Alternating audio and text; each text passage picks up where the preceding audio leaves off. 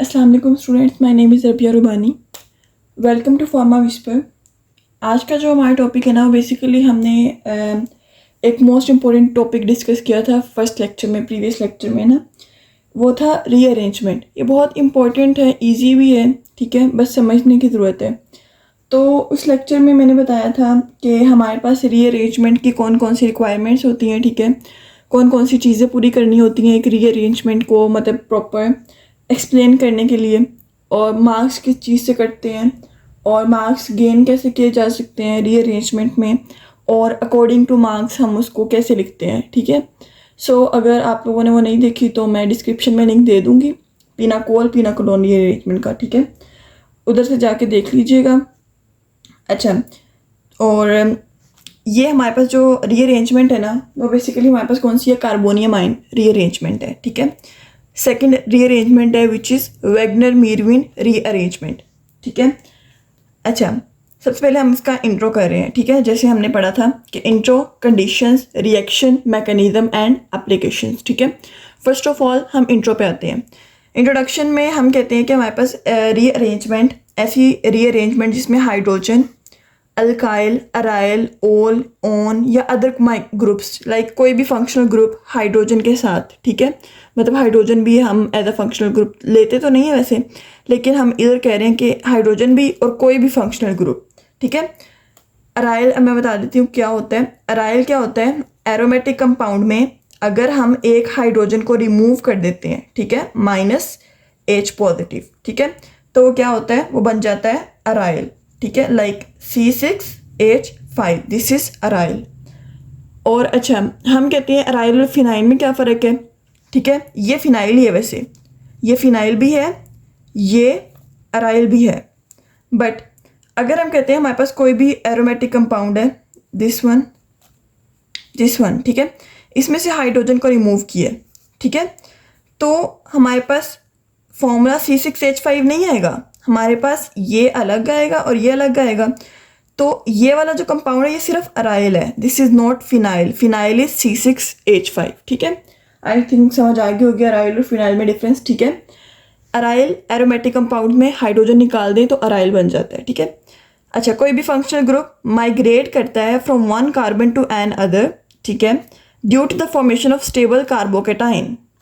अच्छा, एक कार्बन से, ठीक है, एक विद इन अ मॉलिक्यूल, वो क्या होता है, मतलब एक मॉलिक्यूल है, उसके एक कार्बन पे लगा है दिस, ये देखो, अब हम ऐसे देख लेते हैं, इसके ऊपर लगा है हमारे पास OH, ठीक है, ये क्या होता है, ये हमारे पास माइग्रेट कर जाता है टू द अदर कार्बन, ठीक है, due to the formation of stable carbocation.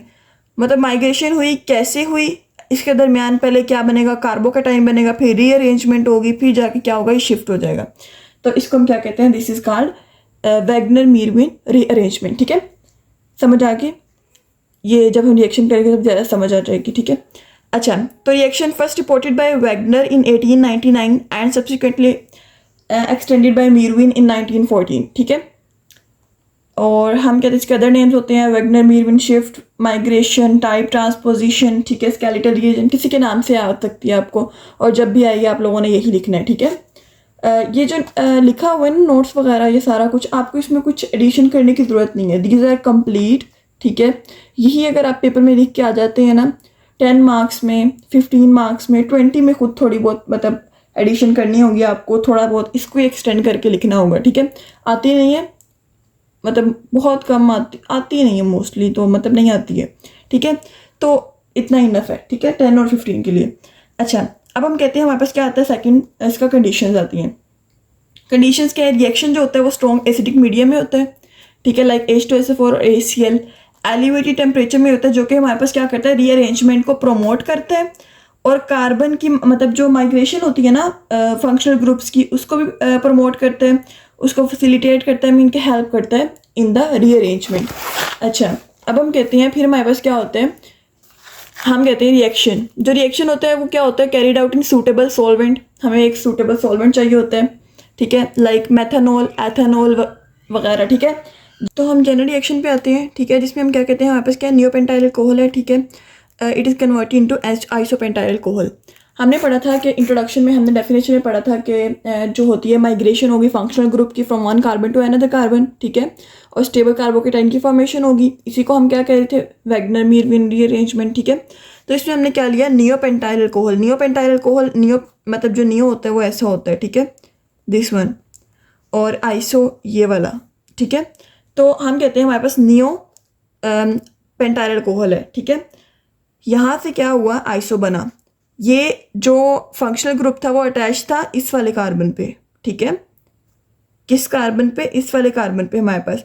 इसको हम कहते हैं वन कार्बन, ठीक है, क्योंकि फंक्शनल ग्रुप जिसके साथ अटैच हो उसे हम वन कार्बन का नाम देते हैं ना नेमिंग के दौरान। तो ये वन कार्बन पे अटैच है। जबकि जब प्रोडक्ट बनता है तो क्या है, और जो हमारे पास अल्कोहल है वो किसके साथ अटैच है, वो हमारे पास टू कार्बन पे अटैच है। क्योंकि अगर हम ये अल्कोहल जिसके साथ अटैच होगी, नंबरिंग उधर से जल्दी होगी ना, लाइक उस उधर से हम मतलब उसको थोड़ा नंबर देंगे तो 1 2, ठीक है। तो यहाँ पे वो 2 से अटैच है।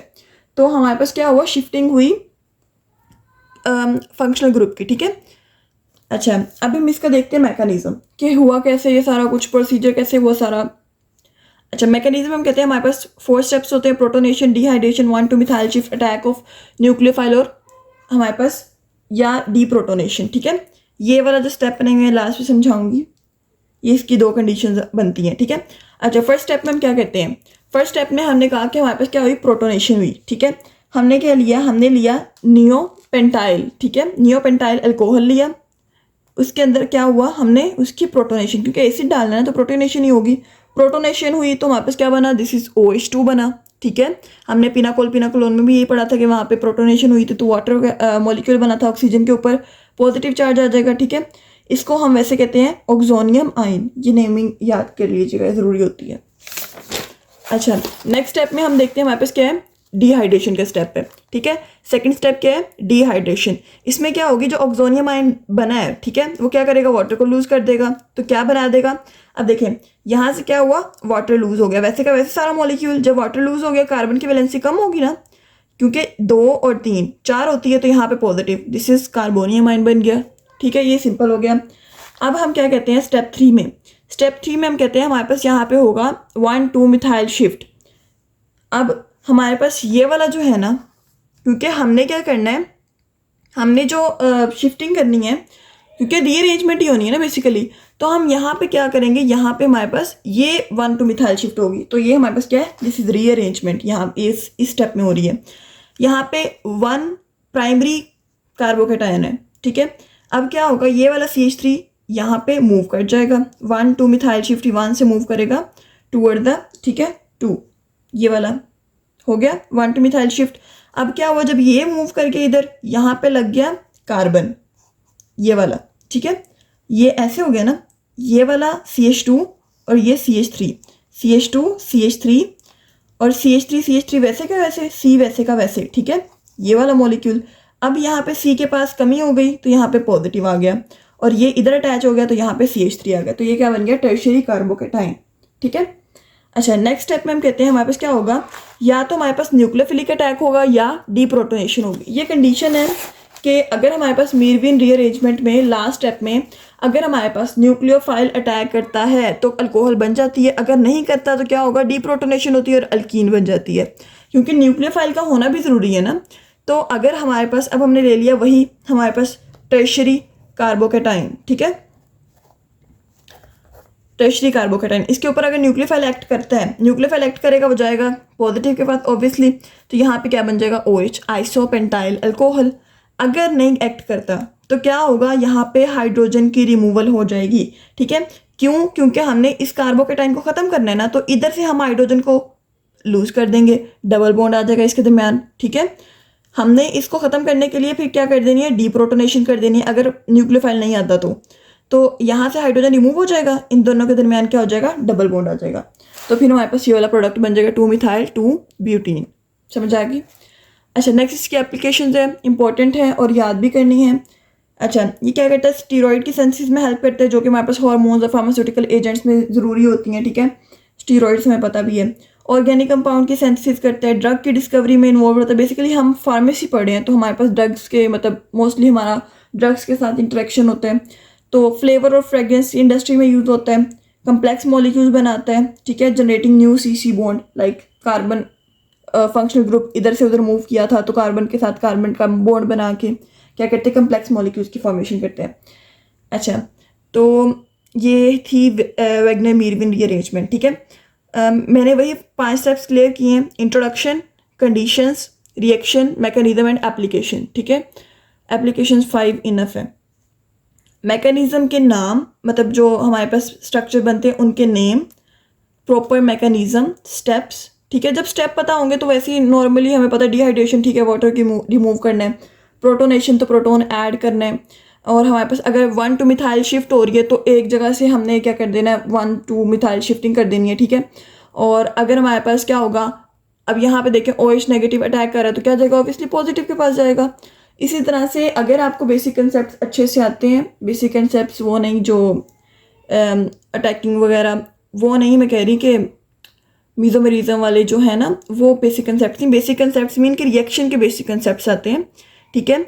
लाइक बेसिक कंसेप्ट आपको अटैक क्या चीज़ कर रही है, कार्बोकेटाइन बन रहा है, कार्बेनाइन बन रहा है, और अटैक करेगी तो कहाँ जाएगी, ठीक है, डबल बॉन्ड कैसे बनते हैं, यहाँ से इधर मूव करेगा, ये सारा कुछ एक, हाँ, जब FSC में पढ़ते हैं तो नॉर्मली बहुत ज़्यादा ईजी हो जाता है कवर अप करना, ठीक है। सो होप्स आप लोगों को समझ आ गई होगी। अगर नहीं समझ आई तो आप क्वेश्चन कर सकते हैं, ठीक है।